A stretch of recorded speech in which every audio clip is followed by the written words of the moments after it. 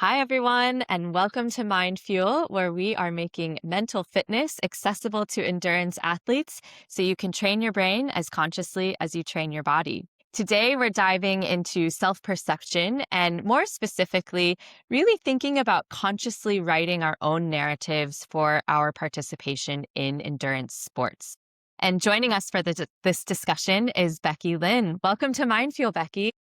Thank you so much. Yeah, it's great to be here, Laura. Yeah, loving what you're doing. So good to have you. Thank you for that. As our audience knows, we like to start every conversation here by asking our guests to introduce themselves, not by telling us what they do, but rather who they are. So if I phrase that a different way, how would your family or friends describe you? So I confess I actually asked my boyfriend and my best friend for some answers here because, yeah, I found this quite tricky to answer. And essentially, 4 words came up of caring, resourceful, playful, and persistent. So we'll go Oh, I with that. love that. Oh, playful. That's not one anyone else has mentioned. I try not to take things too seriously quite often. And what I tend to find now, if ever I have like a uni reunion or something like that with old friends, I'm normally there playing with the kids rather than chatting to the adults. So, The inner child comes out. I think we all need that. That's lovely. And so, can you tell us, Becky, a little bit more about your journey in sport and your relationship to endurance sports? yeah, for sure. So I was a professional middle distance athlete. Yeah, sort of early 2000s was my best period, if you like. I started out just at primary school, there wasn't any obvious talent there, but just gradually kind of nurtured it, joined athletics clubs, worked with some good coaches. And then yeah, I exceeded all expectations really in becoming a professional athlete. Yeah, it wasn't without its ups and downs, obviously. Yeah, which is a large part of why, you set up this platform, I'm sure, because I learned the hard way about not just sort of physically and the mistakes I was making, but mentally as well. And so that's something I'm really passionate about trying to help people learn more about as well, just to preempt any problems and make sure that they've got the tools there to navigate their journeys a bit better. Beautiful. It's always one of those things I think we end up teaching and coaching the things that we have had to learn ourselves often. Mm.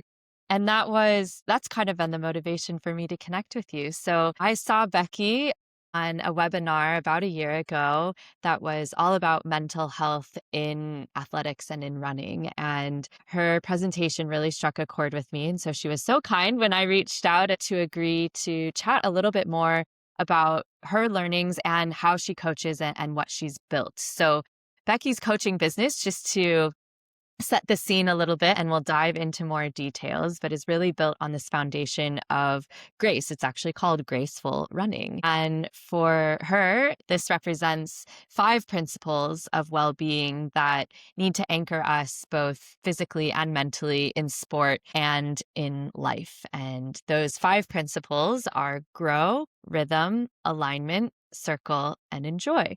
And we're going to dive into each of those, but I just thought I would start by saying how much this resonated with me. And I think one of the things over the years that I've heard in nearly all aspects of my life from friends, family, therapists, coaches is remember to give yourself more grace, Laura. So I was really Mm. interested when I started digging into what you've built, Becky, because that word is really powerful. And I think for me, I Mm. know I'm my own harshest critic. And I think a lot of us who pursue endurance athletics and are able to push ourselves to the edge for long periods of time can probably relate to that and have that voice in our heads that tell us maybe we're not good enough or we can do more. I know I say things to myself that I would never say to a friend. And that's such a big part of the mental kind of game that I think we have to play in sport, but also in life. So let's, yeah, dig into how you help others have more grace for themselves. And I guess to start, how and why did you develop this methodology? So yeah, I mean, I've already harked to the fact that I was a professional athlete, but I made a lot of mistakes, and but I did learn a lot, and I had such privilege to sort of work with a lot of top specialists, top athletes, and I could really see patterns emerging to potential like sort of unhealthy behaviors, a lot of toxicity often in elite level sport. But then, there were examples of people that were having a healthier path.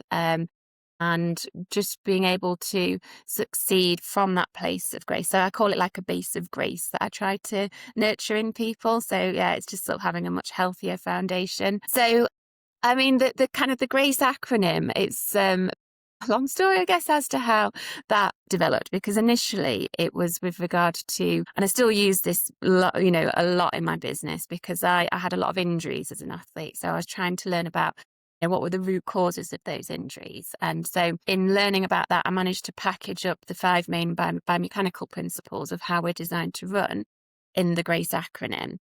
And then it was another sort of epiphany that I had, like, in the shower, where I was like, "Well, actually, these principles, if you just sort of slightly tweak the meaning of them, then that can also be applied to the other sort of the 5 key elements of health and well-being." So you've got the physical, you've got the mental, nutritional, social, and purposeful, that I work with in a mentoring program that I've developed. So yeah, I mean, I don't know if you want to kind of dive into how the acronym relates to the mental side of things. Yeah, let's do that. And I just want to pause and say how powerful I think it is that you're combining the mental and the physical, because we are obviously human, and that is so interrelated. And I think a lot of materials, I mean, even Mindfuel, we're kind of separating those things, but actually bringing them together is the most powerful way for us to feel the changes in our bodies and continue Mhm. to evolve with them. So really impressed with what you've built. So yeah, let's dive into that a little bit more. Maybe we can go through each pillar and define them, because we touched on what they stand for, but haven't kind of talked about how those come to fruition. Yeah, for sure, for sure. So the G, as you said, stands for grow. And so it's that almost like growth mindset kind of approach. So what I say to people is, not to be afraid of making mistakes, because you either win or you learn. Mistakes are the growing pains of wisdom. And so, you can always turn like a negative into a positive, and you can always grow as a person as a result. So hopefully that kind of gives people the courage just to put themselves out there and to challenge themselves, knowing that they can't actually lose, that they're going to grow regardless. Could you share an example, either from your own experience or from one of your athletes, where there's something that they've perceived as a mistake and you've helped reframe that into a growth opportunity instead? Gosh, yeah, good question. I suppose, yeah, in terms of like sort of a tactical mistake in a race, potentially. It's like where maybe somebody's gone out too hard and blown up. And then you can either sort of like dwell on that and be like, oh, it's so stupid, I'm not good enough and I shouldn't have done it. Or you can be like, okay, actually, so I know now for future races where there might be more on the line, for example, that I'm not going to make that same mistake. I've also probably got a really good fitness benefit from having gone out too hard, because I was swimming in lactic for like half the session or half the race even. So yeah, it's just I'm massive on reframing.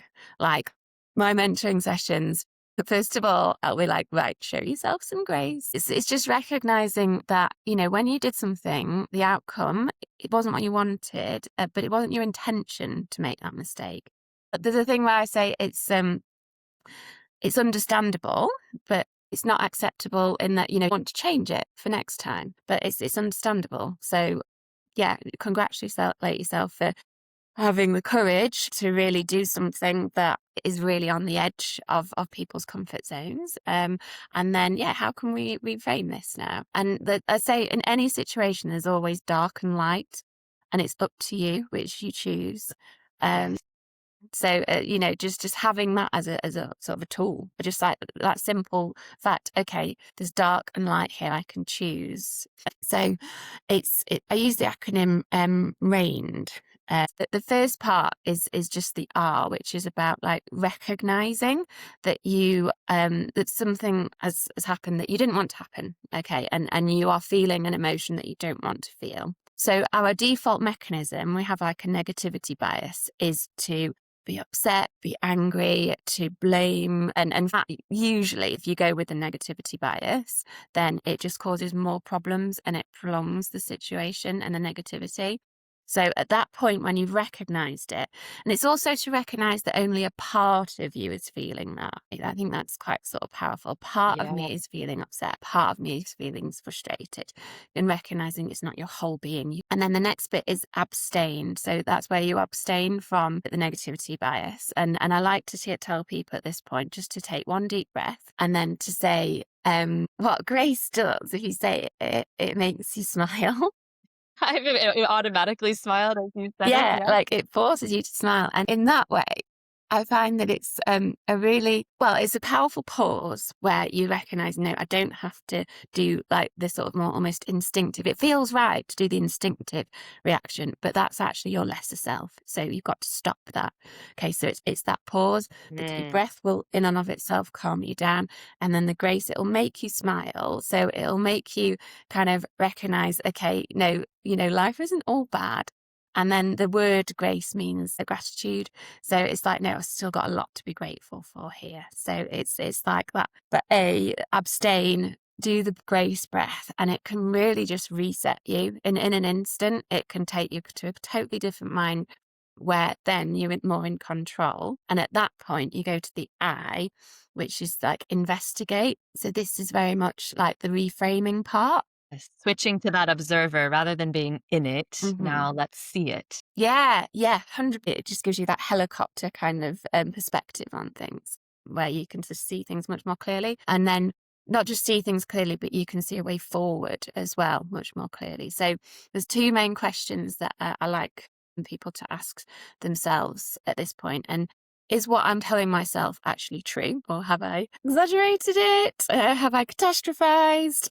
Never done that. And no, I still sometimes do it. Okay, but You're human. It yeah. happens. No, exactly. But, just even recognizing that. So is it actually true?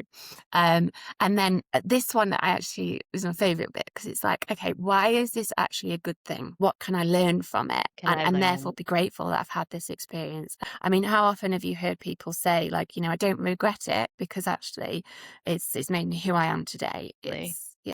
Yeah.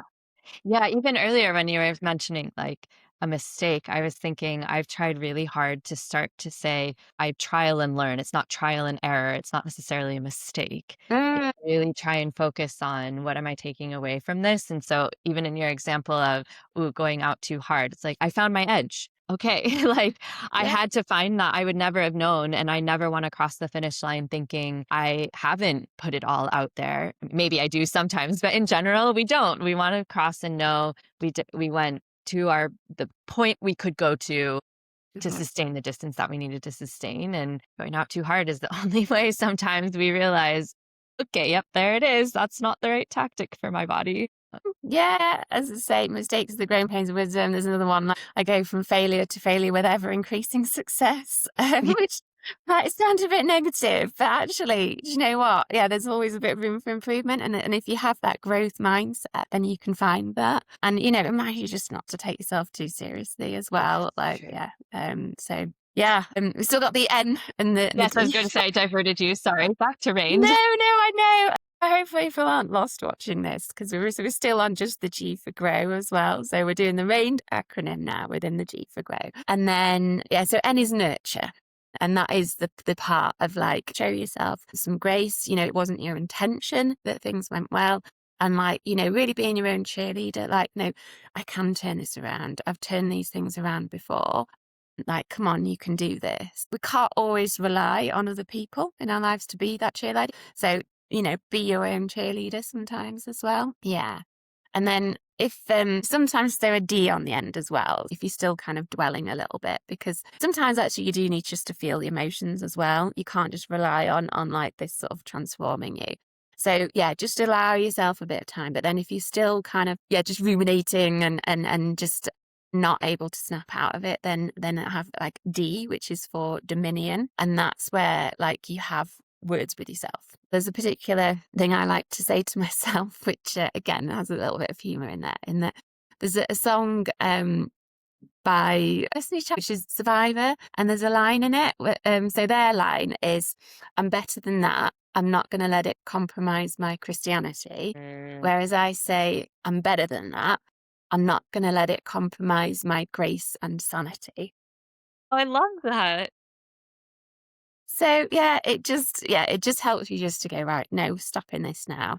Like, that's enough. Like, come on, you're better than that. Yeah. So rather than being the softy, sort of nurturing, like, it's like, no, no, come on, that's it now. Like, this is getting ridiculous. Move And on, yeah. yeah. And I love that catchy kind of mantra because then it does stick, and then I'll find myself like, that's just repeating in my head now, and that's Yeah. how our brains absorb new information.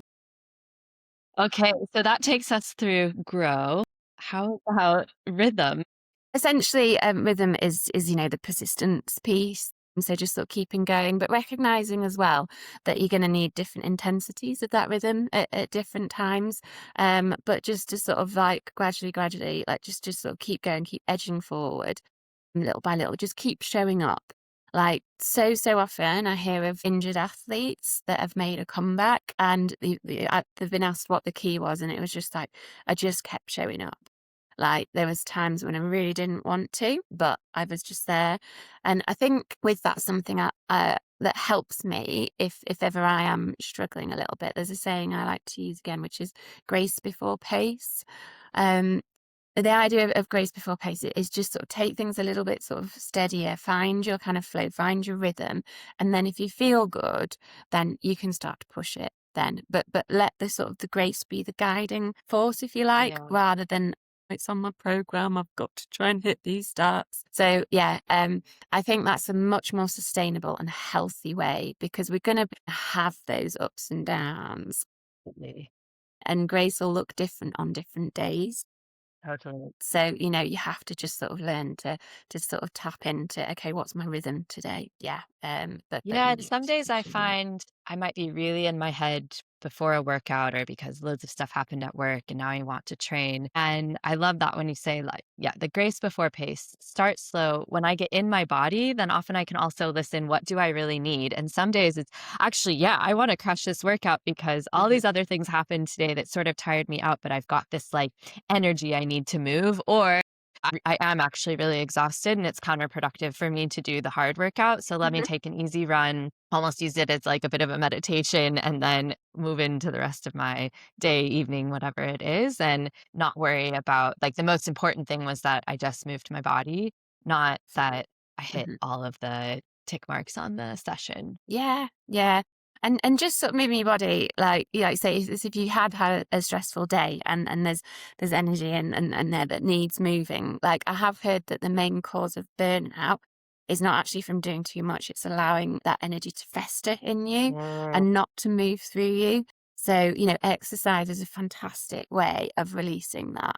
Like, I often talk about how stress hormones in your body can like use those as energy, like it can, yeah, and so I you didn't realize biochemically that. you're burning those off as you're moving. And so, I often say your hormones are your reality, and so you've got rid of those negative ones, and it's like all of a sudden you're in that new headspace. But if you're coming at a workout from an extra sort of stress element where you're trying to be like the one that's driving rather than listening, you're not getting the benefit if you're the one that's in the driving seat rather than Yeah. if your Oh, head's so sorry in the driving seat interesting. rather than the sort of the Yeah. Wonderful.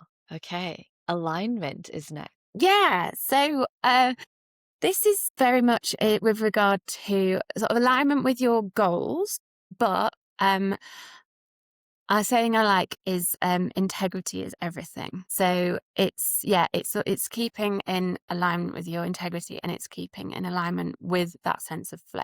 So I know that kind of relates a little bit to what I've just talked about with the rhythm one as well. But you should sort of know within your body if you feel like you are in alignment, are you pushing too hard for your goals, or are you actually sort of slacking off and you need to sort of have words with yourself? Yeah, and it's sort of creating that kind of knowing. Ways to sort of tell whether or not you are in alignment, which is not black or white, and it's not always the same, and it's tricky. But I think the key thing, if you have peace in your heart, because if you have anxiety, you feel it in your heart. So there's Totally. something out of alignment, and it's not always easy sort of to tell what that is. Yeah. And actually sometimes digging and thinking and, can make things worse. But, just sort of like moving your body, just sort of like allowing yourself a bit of stillness, a bit of space, and then, things can just sort of work their way out. So, and then sleep as well. So I've had a couple of periods of insomnia, both as an athlete and as a businesswoman. And it's because I have been out of alignment, either in what it is I'm doing or who it is I'm doing it with, where it is I'm doing it. And that's an obvious way, I guess, as well. Like if you're not sleeping, okay, Yeah, something's not in alignment here. absolutely. And then the compounding effect of that is huge and very quick. So Yeah, sleep yeah, is key. absolutely. I think it's all so much of this is going back to feeling in our bodies and not allowing our Mm. heads to take over, which I think is our brains are powerful in ways that we want to just be able to have a little more control over that and where we're channeling it. So I really like that this is bringing us into our body to then go back to our mind and proceed how we want to. Yeah, yeah, yeah, absolutely, absolutely. But yeah, it is an art. It is. It's hard. Okay, and then circle. I'm particularly interested in this one because it's not as obvious to me how this might all come together. Yeah. So circle is that idea of like sort of what goes around comes back around. So, the sort of the karma piece, if you like. So just recognizing that what you're doing, if it's done with the right intentions and it's done, with integrity and you've been kind along the way, then, you will get something back at some point and having kind of faith in that. But, just sort of recognizing that will happen, not like that being the motivation for why you're doing it. And quite often it'll be in ways that you didn't anticipate as well. But the universe has a strange way of operating sometimes. And usually actually you get more than what you sort of bargained for as well. Like say if it's done with the right intentions. So yeah, it's just to sort of recognize that you just keep going and like things will come back to you. But I think it is also just a sense of like connection as well. And so one of the biggest determinants of happiness and mental health is the strength of your social connections. So knowing that, you don't have to do things alone. You don't have to be an island. Yeah, you can help other people. You can lean on other people. And actually doing that, it's going to not only take you further, but it's going to make you enjoy that journey far more. There's a saying, grace can take you places that hustling can't. So you don't have hustle, hustle, hustle. There is other stuff out there that I can help totally you. agree. And I'm always saying that to athletes before races. I'm like, okay, just be curious. I'm like, you've put the work in here now.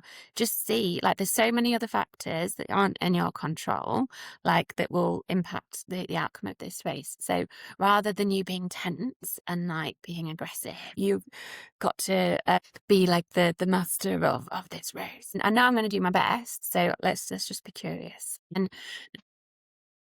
knowing that like whatever that outcome, you can deal with it as well. And that brings us to the last pillar of grace of enjoyment because now I'm like, oh, I feel lighter and I can just have fun with this. Yeah, but when I do workshops with athletes, I sort of say to them, like, when you're in that home straight, okay, how do you feel if you have the more aggressive thoughts as to how do you feel if you have these thoughts? And it is that sense of lightness that you get when you just take the pressure off yourself. And yeah, so it does sort of lead quite nicely into that enjoy piece. Like, and it's not to say, like, don't get me wrong, you're in the home straight for 800 meters. It's not the most enjoyable thing in the world. It's like, it's pretty painful. Yeah, it is. But like, I think sort of on a larger scale of approach to your whole kind of like modus operandi, it's like, just having a bit of a default of enjoyment and not being afraid to enjoy it, because it can get really serious sometimes. And that there can, I mentioned before, there can be quite a lot of toxicity there. But like, seriously, enjoyment will get you further. Like, I mean, there's no givens in sport, don't get me wrong. But like, if you can come to the end of your career in sport and say that you enjoyed it, or hopefully it's like a lifelong pursuit as well, and it will be much more likely to be a lifelong pursuit if you are enjoying it. And you have to find that enjoyment sometimes as well. Like I remember watching a a documentary with Anthony Joshua, and I know boxing is renowned as being like one of the toughest like sort of training sports out there. And I just saw him sparring and like really digging deep, and he says sometimes you just have to really dig deep to find the enjoyment. But like he was still sort of trying to like remind himself, no, I can make this fun. Well, I think the enjoyment piece, like so many of our audience are amateurs. And so why would we do it if not for enjoyment? There's a lot Yeah. else going on in our lives. And if we start to lose that enjoyment, it's such an important thing to come back to. What are we trying to get from this? And how can it bring more joy to our lives and lean into that? Yeah, yeah, absolutely. And there was some athletes that were almost sort of putting enjoyment on the back burner, and they were telling themselves they were going to be happy or fulfilled when they achieved Mhm. something. And then they'd achieve that thing, and then they would be like happy for like an instant, or maybe even just relieved for an instant. And then they would just pile more pressure on themselves, and it becomes a fool's errand. So at what point are you going to be like, no, do you know what? I'm going to be kinder to myself. I'm going to have some fun doing this, and then let's see where it gets me. Because otherwise, as I say, it really is a fool's errand, and you're never going to be fulfilled, like in sport and probably in life, because that's probably the mindset that you're going to carry like through life Totally, as well. totally. This is also fantastic, and it's a lot of good information and important information, and I'm just thinking for someone who's kind of new to the idea of, "Well, let me give myself some grace," or "Let me really feel what's in my body and not let my head dominate." How do you help athletes get started with this, and what's kind of that process and taking some maybe bite-sized chunks here to help someone give themselves more grace? It is one of those things where, like you talked before about at the very start, like training your mind as well as training your body. And it's not like, I've said things here that might resonate with people. It's not like you've heard it once and therefore you're transformed. Like, as we've said before, an ongoing process for anybody it is that thing of just showing up and creating those routines and those rhythms and those almost like sort of mantras that you can keep repeating to yourself that really resonate and that get you from your amygdala back to that prefrontal cortex where you can be more logical.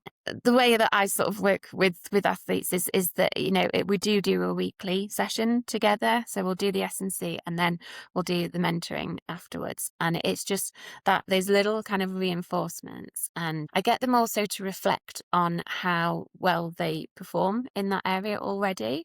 So I have like a survey each week that I'll send out to the group, and people will just rate themselves on like a scale of 1 to 5. I use as to how much they agree or disagree with a statement. And Okay. then, yeah, as the group mentoring, I can sort of analyze the results to find, overall, which were the weakest answers, which were the strongest answers. And then, I can just sort of help to guide them. And we do look at the strongest answers as well, just to reinforce that. But it's sort of like the bottom three ones. And then if they've got any extra questions about it, and then they can ask as well. So yeah, we do this sort of, it's normally like sort of 15 to 20 minutes, just like a weekly top up. Reminding them. And then, like, if they do want extra information on that particular topic, then I have like a pre-recorded presentation where I'll talk about how specifically the GRACE acronym will apply to this topic, and then some extra sort of science behind it, and then like a few sort of key action points that they can make as well. Good. So yeah, it's unfortunately it's not like an easy answer. It's not just like just No, do it's this not. one thing and it'll change your life. Yeah. Well, I think in some ways that's one of the challenges with athletes prioritizing some of the mental training because it can be hard a bit to measure the outcome and how is this actually positively impacting me, and particularly if we're athletes, our race times, perhaps. I Mhm. hope people are looking at it more holistically than that. But, Mhm. I think when we think about training, often we're like, okay, let's see the result in our sport. So Yeah. how do you help athletes stay focused on the benefits that they're getting from this and keep them kind of motivated and encouraged to continue with it? Yeah. It is tricky because like how do you measure the peace in your heart? It's like yeah. Um so I think with anything, like when you are sort of striving to achieve it, it's just sort of the committing to like the sessions and to kind of recognize that it will just be sort of bit by bit that it's forming your character, and that there will be like ups and downs as there are in physical training sessions. Just got to commit. You just got to factor it in, like make it part of your routine. And it doesn't have to be loads as well. Like for example, for me, every morning, I have like a 6-minute timer on my phone. And the first part of that 6 minutes, I'll just have a few mantras and reminders for myself about how I want to try and embody grace that day, and how, regardless of what I'm doing, it's that inner feeling that I want to try and nurture. Mm. And I can feel that sense of inner peace. And then after that, I just try to allow my brain just to breathe almost, and just to have that stillness and that space, so that it sort of like mentally refreshes me a little bit as well. Those are really good pieces of advice, and I like because it can be a short period of time, all of us can find a place in our day that fits, whether it is first thing in the morning, even zoning out on a bus or a train on the way to work, Mhm, school, wherever, a little bit before bed. It's not a lot of time. mhm. It's 5 fewer minutes on our phone perhaps, and Yeah. that feels a lot more achievable than, as you say, carving out another hour from our week for a big Mm. session of some kind. Yeah, yeah, absolutely. Becky, this has been such a fruitful conversation. I've learned a lot. I think I'm sure our audience will have too. If you could leave us with one final, just succinct thought takeaway, what would that be? Yeah, so with regard to sort of cultivating your self-perception, I like to always say to people it's a choice, and do recognize like that just because you think a thought doesn't necessarily mean it's true. And you have to start recognizing what you're thinking, and then being like, well, do I want to feel this? Which part of my brain is thinking this? And usually if it's a negative one, then it's coming from your amygdala, your negativity bias. So I say to people, like, the challenge in life is, to what extent are you going to train yourself to override your negativity bias? That's And very powerful. yeah, We should I feel definitely like leave that's it it on that note. in a nutshell. Whether it's sport, whether it's life, it's like, yeah, okay, no, I can do this more consciously, and I don't have to be the victim of my thoughts. And what reality do I want to create for myself? We do. We create our own reality. We are very powerful. Mm. Becky, thank you again. If people want to continue this conversation or learn more about what you do and how you do it, where can they find you? Yeah, sure. No, well, thank you as well for having me, Laura. I do love talking about this sort of thing, as you can probably tell, and it's amazing that you are providing this platform and educating people as you are. Yeah, if people do want to find me, I am at Graceful Running, all one word, on Instagram, and then same again for my website, gracefulrunning.com. So yeah, hopefully you Perfect. Well, can we'll find put me all there. of that on our website in the expert section, as we always do, as well as in the description of this video. And to all of you, of course, if this resonated, please subscribe to our channel, like the video. If you have any follow-up comments or questions, feel free to post them here or send us an email at connect@mindfuel.fit. And if you haven't checked out our website, head over there for loads of other resources and information. That's mindfuel.fit, and you can subscribe to our mailing list so you don't miss out on our future videos. Becky, thank you again so much. It was really a wonderful conversation. I enjoyed it a lot. Me And to our too. audience, thank you for joining. Happy and healthy training, and we'll see you all next time. Thank Thank you. you.